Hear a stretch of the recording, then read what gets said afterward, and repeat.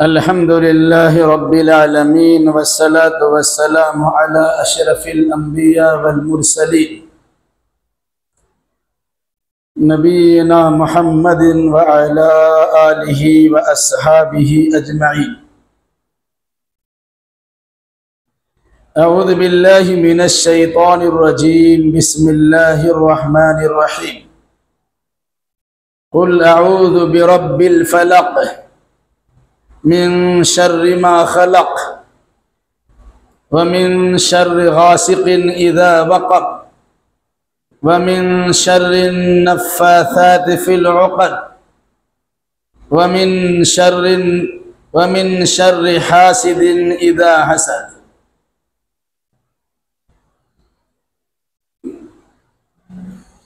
इस सूरा का नाम है सूरतुल फलक।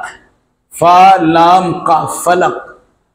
फलक का माना होता है किसी चीज को फाड़ देना।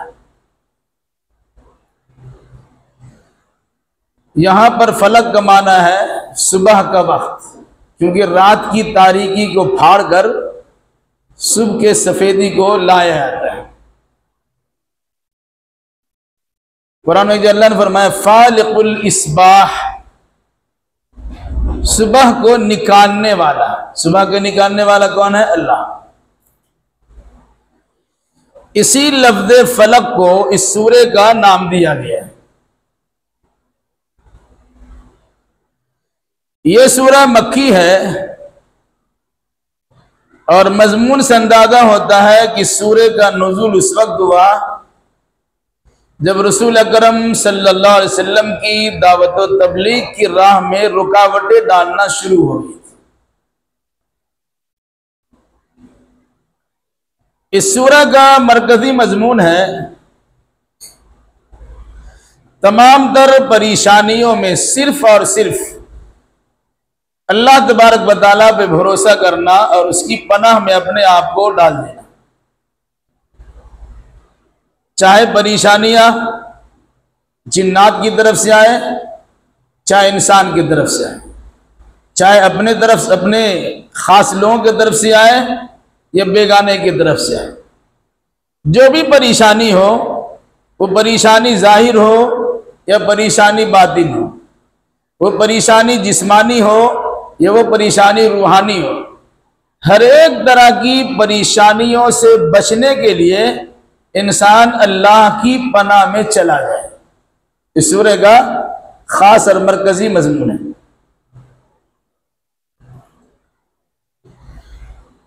इस सूरह की फजीलत में बहुत सारी बातें हैं।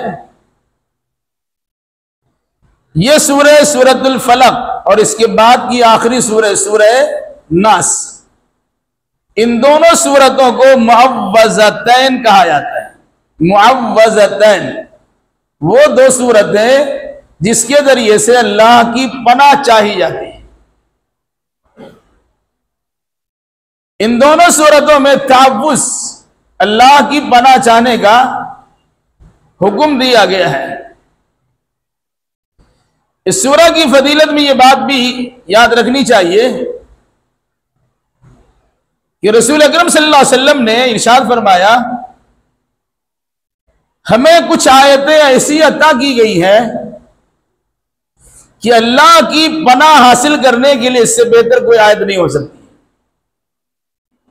वो आयतें 11 है जो दो सूरतों में है, सूरह फलक और सूरह नास।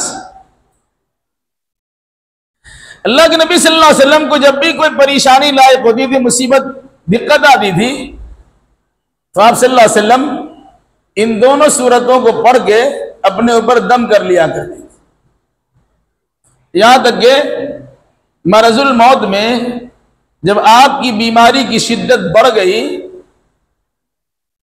और अल्लाह के नबी सल्लल्लाहु अलैहि वसल्लम को पढ़ने में दुश्वारी होने लगी, तो हजरत आयशा ने खुद इसको पढ़ा और अल्लाह के नबी सल्लल्लाहु अलैहि वसल्लम के हाथ को अल्लाह के नबी सल्लल्लाहु अलैहि वसल्लम पर फेर दिया। यानी इस सूरह के जरिए से हजरत आयशा ने अल्लाह के नबी सल्लल्लाहु अलैहि वसल्लम को दम किया। सख्त बीमारी के आलम में इसे दम किया है सकता। इलाहाबादी इन दोनों सूरतों में बतौर खास जिस चीज का हुक्म दिया गया है वो ये है, अल्लाह एक खालिक है और पूरी कायनात मखलूक है। सारी कायनात के मखलूकात अगर आपको नुकसान पहुंचाना चाहे और अल्लाह अपनी पनाह में जगह दे दे तो नुकसान आपको पहुंच नहीं सकता, और अगर नुकसान पहुंच चुका होगा तो अल्लाह की पनाह में आने के बाद वो नुकसान का खात्मा हो जाएगा। इसके अलावा सबसे आखिर की बात, सूरह फातिहा यानी बिस्मिल्लाह से इस कुरान का आगाज होता है, जिसमें अल्लाह का नाम लेकर कुरान पढ़ने की इब्तिदा की जाती है। और इन दोनों सूरतों में अल्लाह की पनाह में आने और अल्लाह की पनाह में रहने का हुक्म दिया गया है। वरना अगर कोई इंसान अल्लाह की पनाह से अलग हो जाए तो शैतान हमावक्त उसे परेशान कर सकता है, दुनियावी एतबार से भी तकलीफ पहुंचा सकता है, जिस्मानी एतबार से भी नुकसान पहुंचा सकता है, और रूहानी एतबार से भी और ईमानी एतबार से भी खतरात पैदा कर सकता है। इसलिए अल्लाह की पनाह में आकर इंसान अपने आप को महफूज समझे और उसी का एतकाद रखे।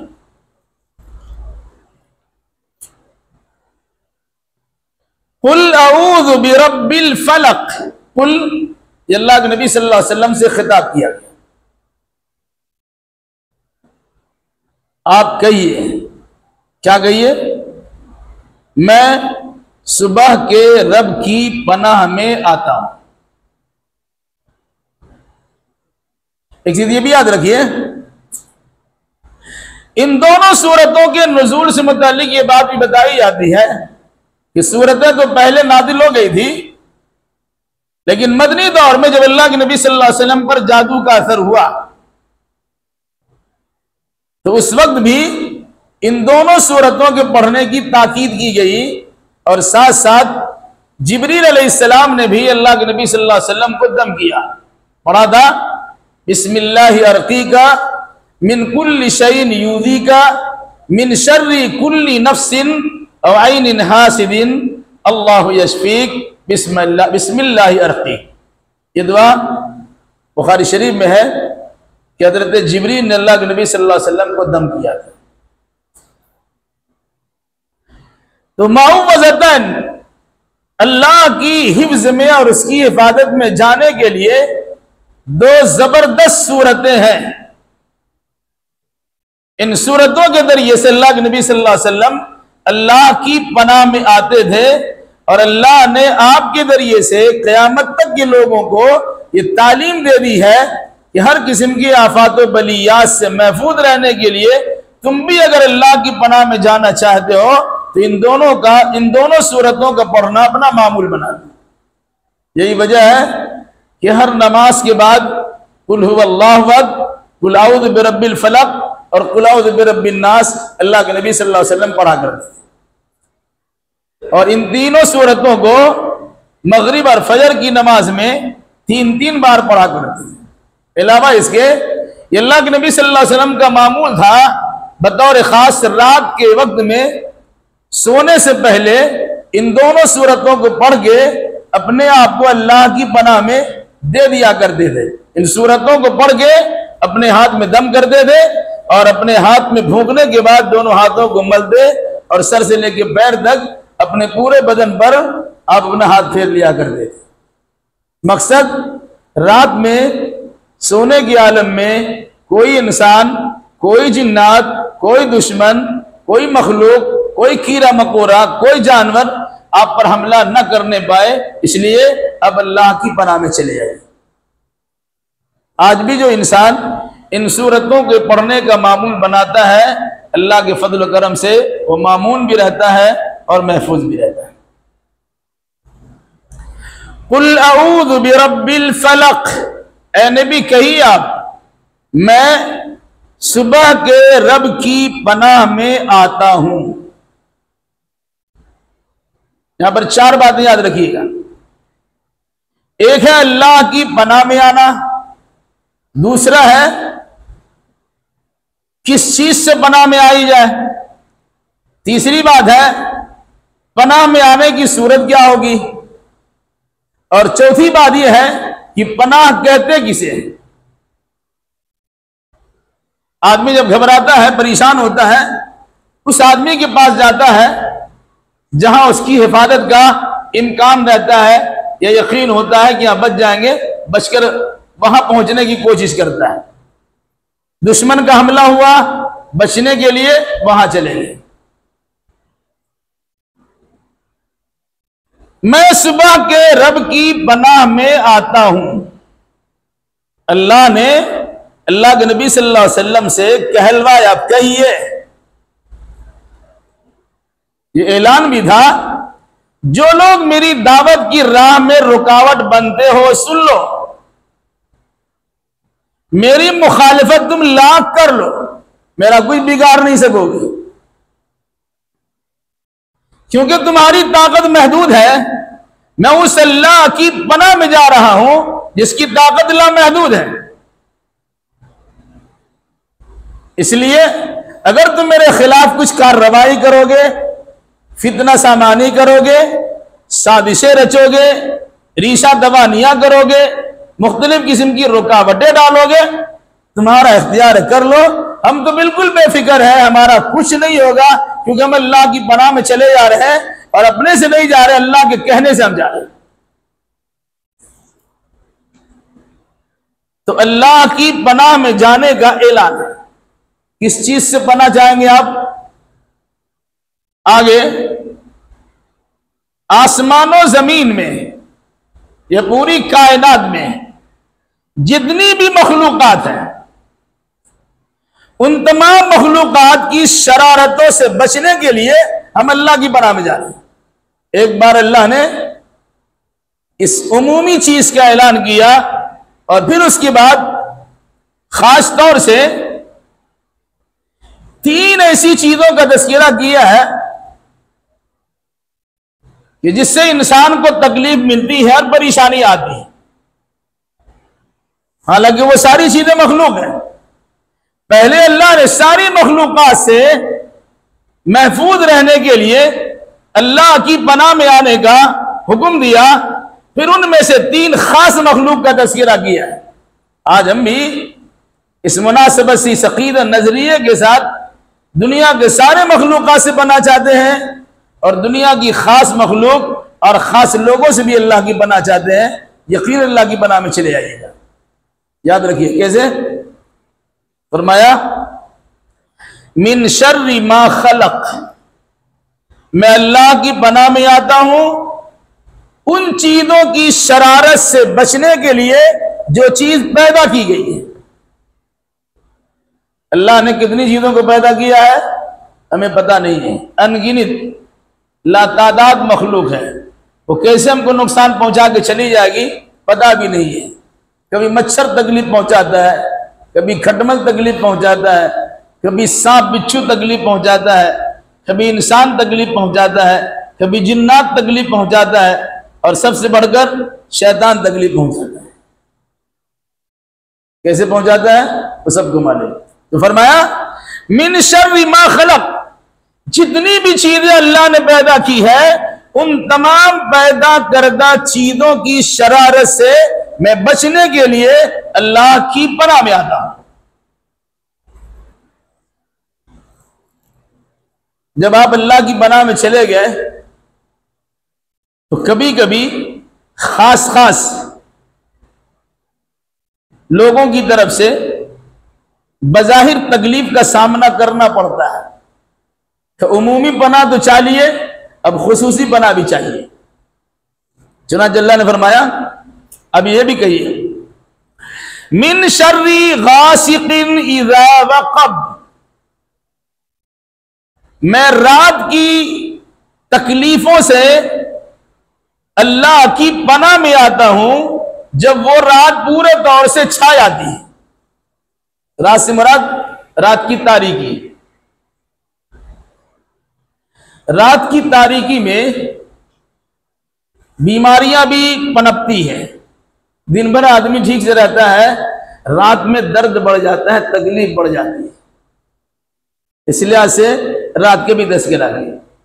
दिन में आदमी दिन के उजाले में रहने के नतीजे में एक दूसरे से चौकन्ना होशियार रहता है, लेकिन रात में तारीकी छाती है तो चोर की चोरी भी उसी में होती है, रहजनी भी होती है, गुंडागर्दी भी होती है, उल्टी सीधी हरकतें भी होती है, और रात के अंधेरे में दरिंदे जानवर भी निकलते हैं, कीड़े मकोड़े सांप बिच्छू भी निकलते हैं वगैरह।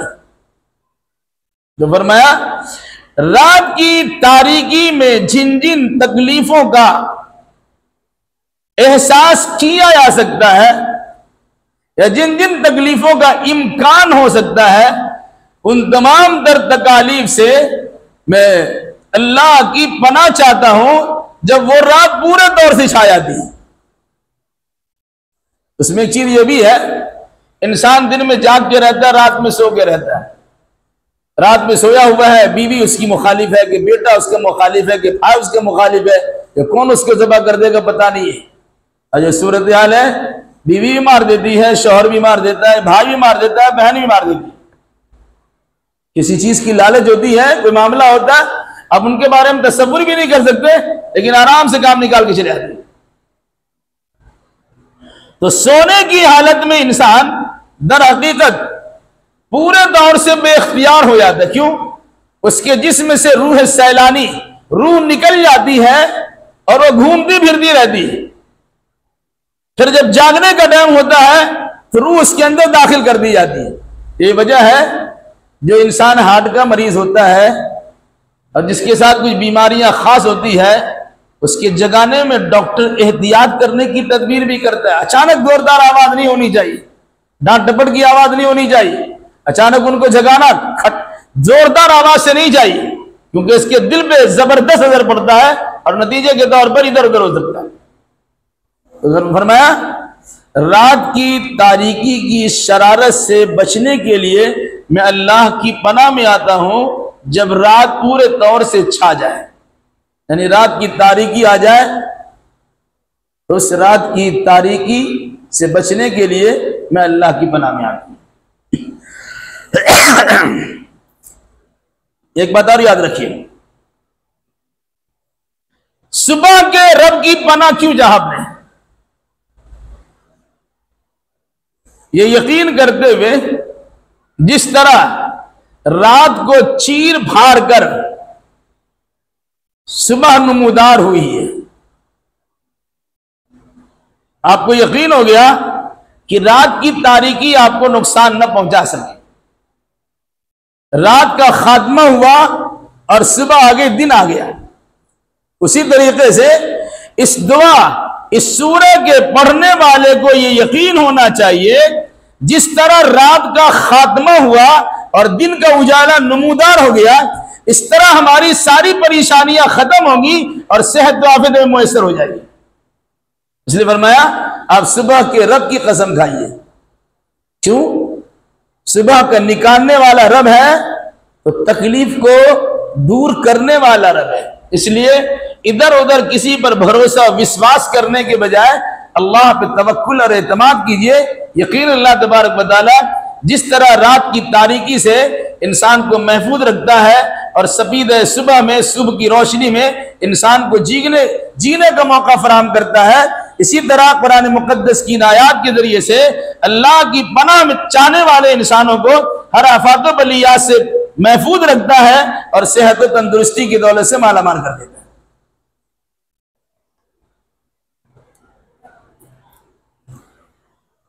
पहले मखलूकात का उमूमी तस्करा था, हर मखलूक की शरारत से बचने के लिए अल्लाह की पनाह। उसमें से भी 3 मखलूक को खास किया गया। एक मखलूक है रात, और रात में जो परेशानियां आती है उसके अधेरेपन से फायदा उठाने के नतीजे में अल्लाह ने कहा इस तरह भी दुआ करो कि मैं रात की तारीकी में परेशान करने वाली तमाम तर मखलूकात की शरारत से बचने के लिए मैं अल्लाह की पनाह में आता हूं जब वो रात पूरे तौर से छा जाए। एक मखलूक हुई। दूसरी वमिन शर्रिन नफ्फासाती फिल उक़द, गिरहों में फूंकने वालों की शरारत से बचने के लिए मैं अल्लाह की पनाह में आता हूं। गिरह में फूंकना क्या होता है? उसकी दो सूरतें हैं। इंसान भी गिरह में फूंकता है और शैतान भी गिरह में फूंकता है। बल्कि जिस तरह इंसान गिरह लगाता है उस तरह शैतान भी गिरह लगाता है। इंसानी गिरह पर तो हमारा एतमाद हो जाता कि वक्ती परेशानी दिखाई देती है, लेकिन शैतानी गिरह को अक्सर व बेशतर जानते भी नहीं है और उस पर एतमाद भी नहीं होता है। तो शैतानी गिरह क्या है? बुखारी शरीफ की हदीस है, इंसान जब सोता है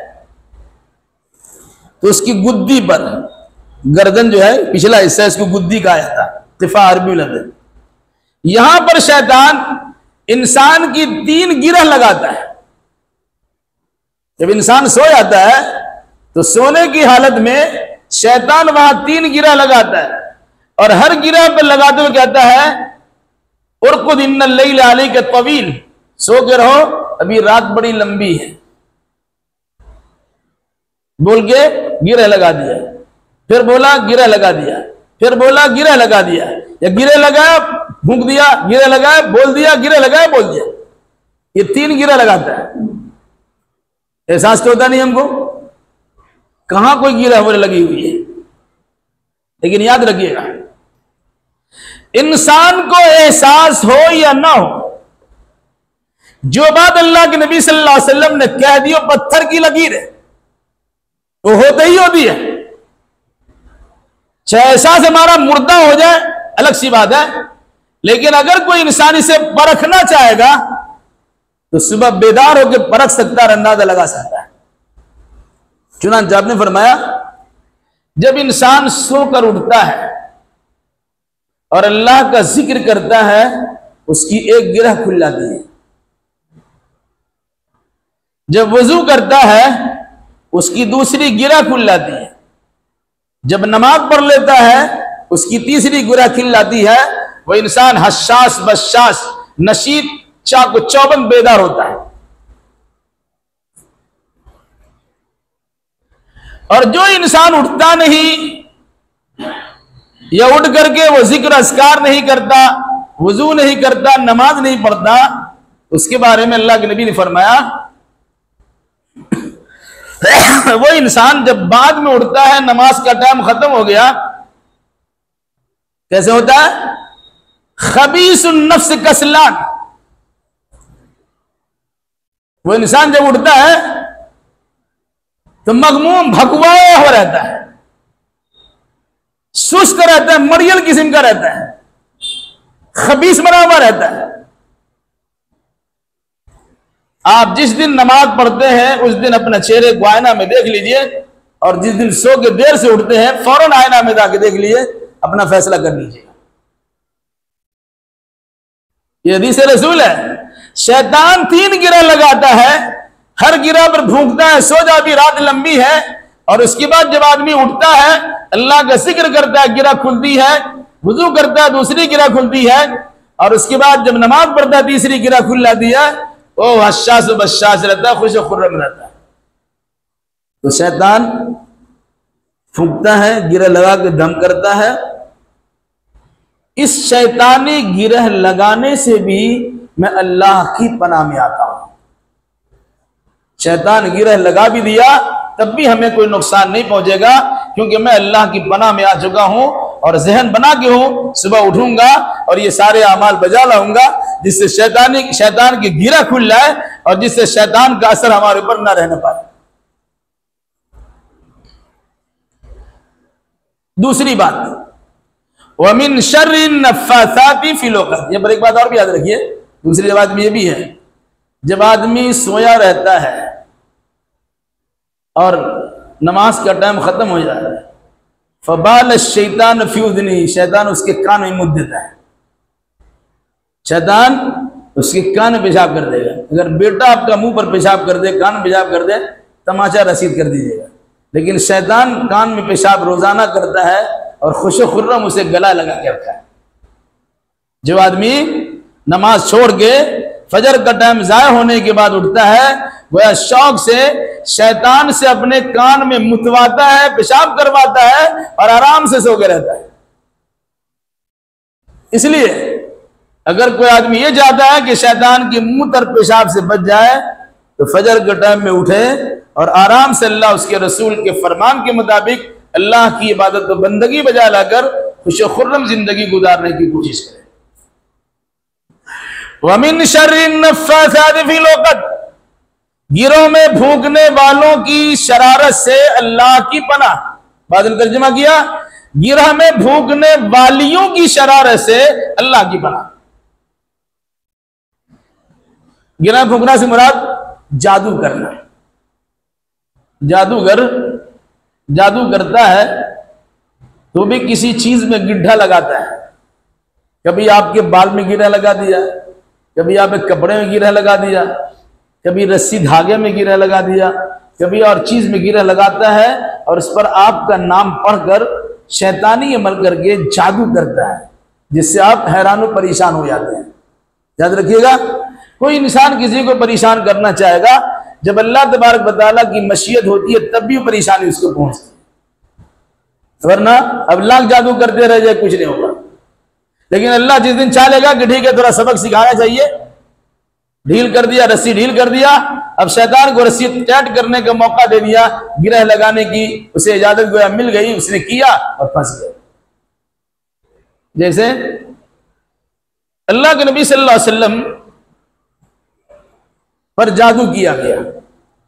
यहूद का एक आदमी था लबीद बिन आसी, इसने अपनी घर की औरतों को जमा किया और उसके जरिए से अल्लाह के नबी सल्लल्लाहु अलैहि वसल्लम पर जादू करवाया। आपके कंघी के दंदाने को, जो कंघी में दांत होता है, उसमें फंसे हुए बाल से बाल पे 11 गिरह लगाया, चाहे सर का बाल हो चाहे दाढ़ी का बाल हो, उसमें 11 गिरह लगाया। साथ मोम का पुतला बनाकर उसमें कुछ सुइयां चुभो दी, 11 सुइयां भी चुभो दी और उसको लपेट सपेट कर एक कुआं था जो बंद पड़ा हुआ था, जिसका इस्तेमाल पानी वगैरह के लिए होता नहीं था, वहां जाके पत्थर के नीचे दबा दिया। अल्लाह के नबी सल्लल्लाहु अलैहि वसल्लम एक दिन सोए हुए थे, एक फरिश्ता सिरहाने एक फरिश्ता पैदाने खड़े हैं और आपस में सवाल जवाब कर आखिर इनको हुआ क्या है, हमेशा परेशान रहते हैं। तो दूसरा उनको बताते हैं कि इन पर जादू कर दिया गया है। किसने जादू किया है? फला ने जादू किया है। किस में जादू किया है? फला चीज में जादू किया है। वो चीज कहाँ है, कैसे दूर होगी? तो उस चीज को वहां से निकाला जाएगा और फिर उसके बाद इनकी बीमारी शिफायाबी में तब्दील हो जाएगी, सही हो जाएगी। चुनांचे अल्लाह के नबी सल्लल्लाहु अलैहि वसल्लम ख्वाब से बेदार हुए, अपने हजरत अली को बुलाया, कहा फला महल्ले में जाओ, फला कुआं में पत्थर के नीचे में ऐसा कुछ सामान रखा हुआ है, इसमें जादू किया गया है, उसे लेके आओ। चुनांचे लाया गया और ये सूरतें मौवदतैन कुल औज़ु बिरब्बिल फलक कुल औज़ु बिरब्बिन नास की 11 आयतें पढ़ी गई। एक आयत पढ़ी जाती थी, एक गिरा खुल जाती थी, दूसरी आयत पढ़ी गई, दूसरी गिरा खुल गई, तीसरी आयत पढ़ी गई, तीसरी गिरा खुल गई। 11 आयतें पढ़ ली गई, 11 गिरह भी खुल गई और जो मोम में सुई चुभो के रखा हुआ था वो सुइयां भी वहां से निकल गई। फिर उसके बाद आपको ऐसा लगा जिस तरह बंधा हुआ है, एक गिरा खुला, हल्का हो गया, फिर हल्का हो गया, फिर हल्का हो गया, फिर हल्का, पूरा सब 11 गिरा खुल गए, पूरे तौर से आपका बदन हल्का हो गया। आज लोग कहते हैं हम तो नमाज रोजा की पाबंद है, जिक्र अस्कार करते हैं, हम पर जादू कहां से हो सकेगा? अल्लाह के नबी से ज्यादा रोज ज्यादा जिक्र अस्कार करने वाले तो नहीं थे आप, फिर क्यों? तो अल्लाह अपने बंदे में से किसी बंदे पर इस तरह के अमाल को दिखाकर यकीन दिला देता है कि अल्लाह तबारक व तआला चाहेगा तो अपने बंदों को थोड़ी देर के लिए इस किस्म की हालात से दो चार करा देगा ताकि आइंदा के लिए उसका इलाज बता दिया जाए। तो रसूल अकरम सल्लल्लाहु अलैहि वसल्लम का मामला क्या हुआ? जिब्रील अमीन तशरीफ लाए और फिर उसके बाद उन्होंने दम किया, ये दोनों सूरतें भी पढ़ी और वो दुआ भी पढ़ी, बिस्मिल्लाह अर्कीका मिन कुल्लि शैइन यूज़ीका मिन शर्रि कुल्लि नफ्सिन व ऐनिन हासिदिन अल्लाहु यशफीक बिस्मिल्लाह अर्कीक। ये दुआ भी पढ़ी आपने, और इसके पढ़ने के नतीजे में अल्लाह के नबी सल्लल्लाहु अलैहि वसल्लम सेहत याब हो गए। मिन शर्रि हासिद व मिन शर्रि नफ्फासात फिल उक़द, गिरोह में भूखने वाले भूखने वालियों की शरारत से बचने के लिए मैं अल्लाह की पनाह में आता हूं। तो अल्लाह के नबी सल्लल्लाहु अलैहि वसल्लम पनाह में चले आए, जादू का असर खत्म, गिरा खुल गए, आप सही सालिम हो गए। वरना जितने दिनों, बाद रिवायत में कि 6 महीने तक आप परेशान रहे, आपकी नबूवत की तालीम पर कोई असर नहीं पड़ा। बशरी कमजोरी का जिस तरह इम्कान होता है, बशरी कमजोरी का आप पर एहसास हुआ। कभी खा लिया, लगता भी खाया नहीं है। बाज बात दुनियावी चीजें आप भूल जाया करते थे, कभी खोए खोए रहते थे, ऐसा लगता था पूरा बदन आपका बांध दिया गया है, इस तरह की चीजें महसूस करते थे। तो अल्लाह के नबी सल्लल्लाहु अलैहि वसल्लम पर ये 2 सूरतें नाजिल हुई। इसमें बतौर खास इसका भी तज़किरा किया गया, गिरह में फूंकने वाले मर्द हो या औरत, उनकी शरारतों से बचने के लिए भी मैं अल्लाह की पनाह में आता हूं। तो अल्लाह के नबी सल्लल्लाहु अलैहि वसल्लम ने दुआ पढ़ी, पनाह में चले गए। दूसरी मखलूक का मामला हुआ। तीसरी चीज, व मिन शर्रि हासिदिन इज़ा हसद,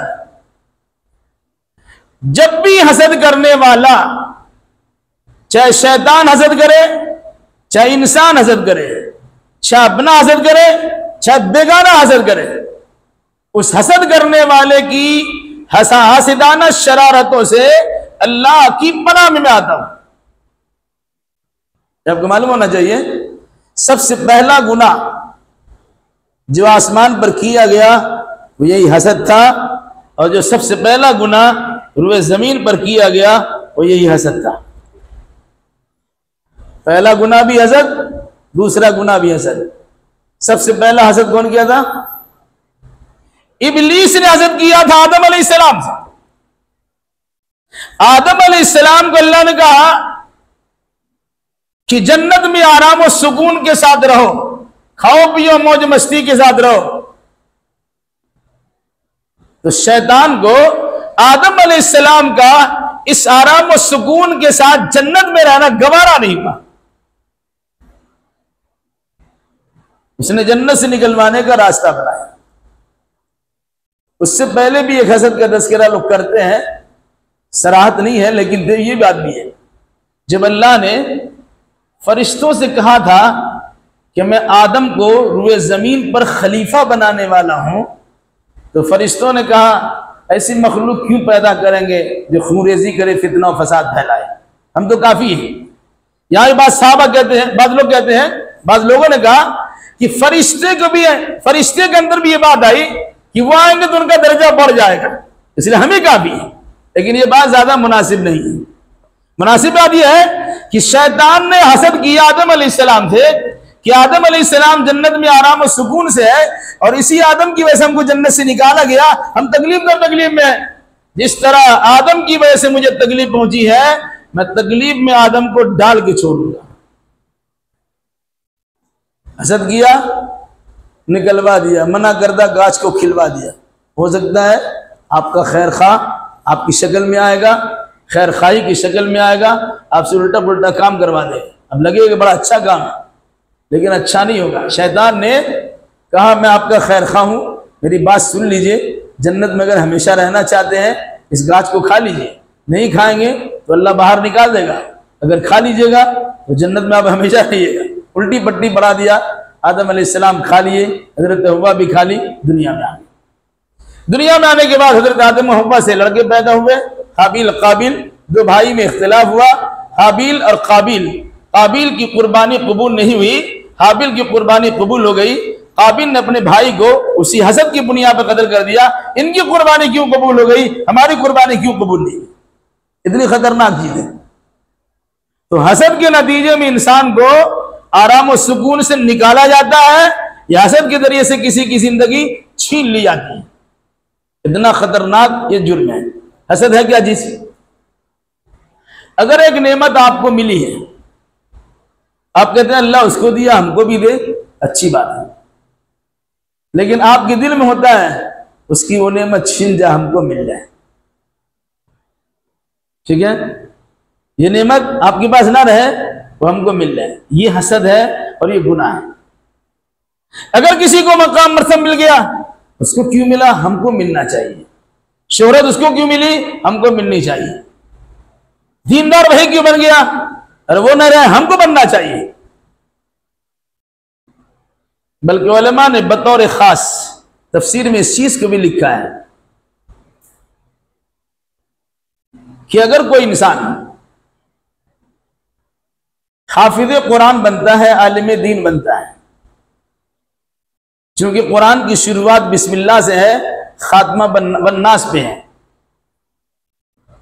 तो हिफ्ज़ कुरान पर भी, तालीम कुरान पर भी, इल्म कुरान के हुसूल पर भी हसद होता है।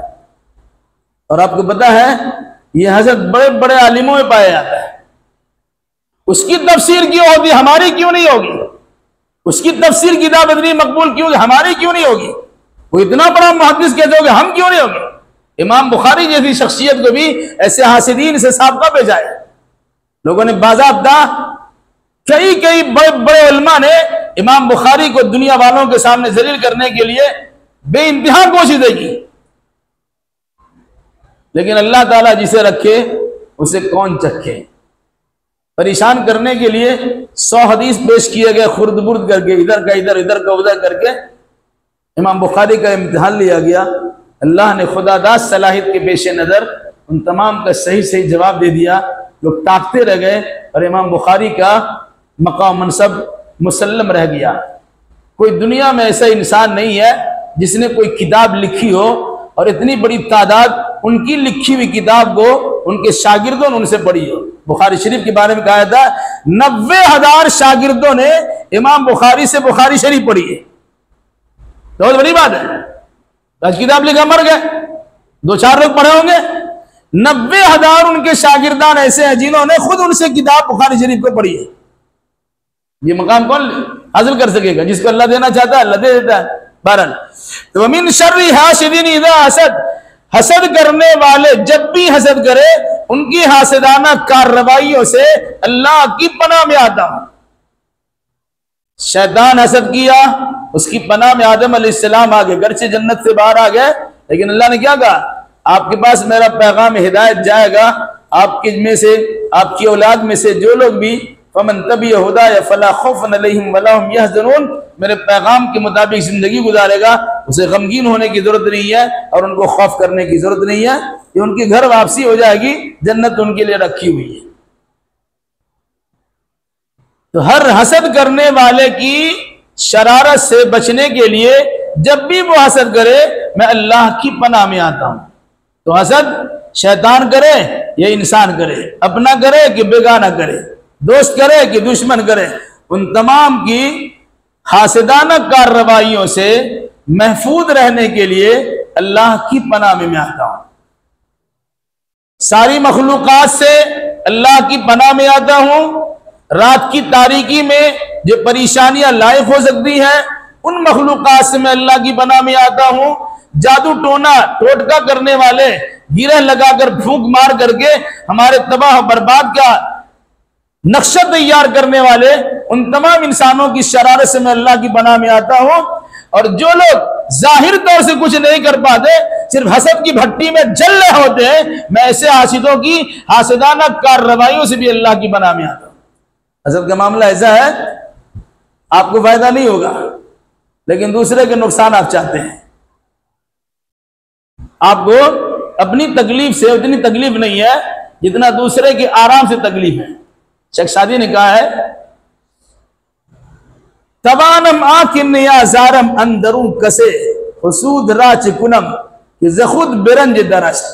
मैं कोशिश करता हूं कि अपनी जात से किसी को तकलीफ ना पहुंचाऊं। मैं हासिदों को क्या करूं, वो तो खुद अपने से तकलीफ में है। अल्लाह ने हमको नवाजा है, अब हमको अल्लाह की जानिब से मिला है, उसमें तुम तकलीफ कर रहे हो, तो तुम्हारी तकलीफ तुम्हारी लाई हुई है। इसलिए फरमाया हर हसद करने वाले जब भी हसद करते हैं उन हासिदीन की हसद की शरारत से और हासिदाना कार्रवाइयों से मैं अल्लाह की पनाह में आता हूं। इस यकीन के साथ कि जिस तरह रात की तारीकी छटती है और दिन का उजाला नमूदार होता है, इस तरह ये सारी परेशानियां हमारी खत्म होगी और हम आराम और सुकून की जिंदगी गुजारने के लिए तैयार हो जाएंगे। बस अल्लाह ताला से दुआ कीजिए, अल्लाह हमें और आपका जुमला मुसलमानों किताब सुन्नत की रोशनी में अकीदा अमल बजा लाने की तौफीक मरहमत फरमाए।